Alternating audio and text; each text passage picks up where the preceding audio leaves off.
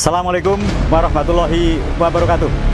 Saya Saifuddin selaku Ketua Organisasi Profesi Satria Praja Kabupaten Banyumas bersama-sama dengan Polda Jawa Tengah mengajak kepada masyarakat Kabupaten Banyumas untuk mewujudkan pelaksanaan Pilkades serentak tahun 2021 yang aman, kondusif dengan mentaati protokoler kesehatan secara ketat. Kemudian kami juga mengajak pada masyarakat dan calon kepala desa agar saling menghormati dan mentaati tata aturan sehingga lebih mengedepankan kepada musyawarah untuk mencapai mufakat. Kami Satria Praja Kabupaten Banyumas siap membangun desa, menata kota menuju Banyumas sejahtera.